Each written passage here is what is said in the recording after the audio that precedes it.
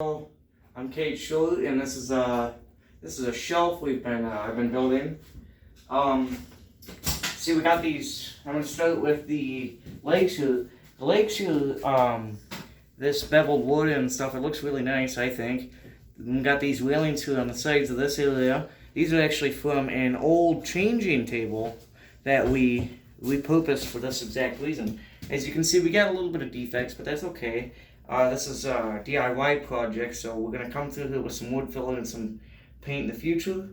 Alright, now we got our finished top here. Now this looks I think this looks very professional, but as you can see, it's got some spots, but like I said, a little bit of wood filler, and we might actually even stain this or paint over it.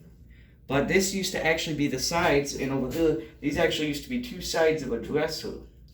Now we also have more legs over here that are attached with wood screws, and they're shimmed at the bottom to make sure, let me grab a level here, to make sure that you can see that bubble, that this surface is as level as possible over here.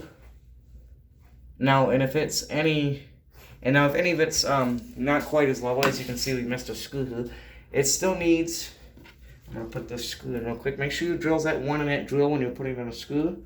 Always make sure your bit fits in the screw snugly so that you have the proper bit. Make sure your holes are pre-drilled, otherwise you may risk splitting the wood. Make sure your drill is perfectly upside. If you look at the top of the drill here, you always want to have a proper grip on your drill because you don't want the screw to orbit. Now we're going to firmly have a firm grasp on a drill. Make sure tight grip. We're just going to slowly set the screw in here and flush it so that it does not stick above the wood, so that when we wood fill it, it's nice and smooth.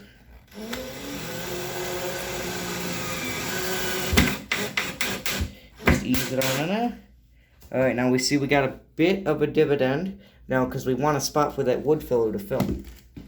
Now, I think we've gone through most of what we did here.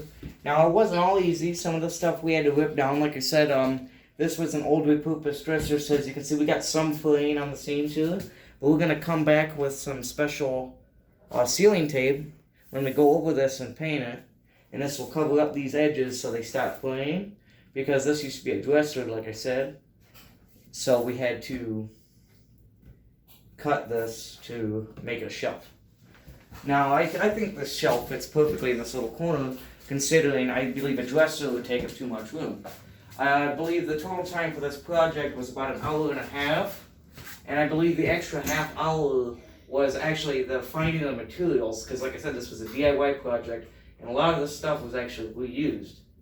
For example, everything was reused except for, I would say, the screws, obviously, and even the shims we used were actually just repurposed wood from other projects. So we tried reusing as much as possible, and we even have extras for other projects if we need to. I feel like I've gone over as much as I could, well, the bulk of it anyway, as best I could. So, yeah, thank you for watching.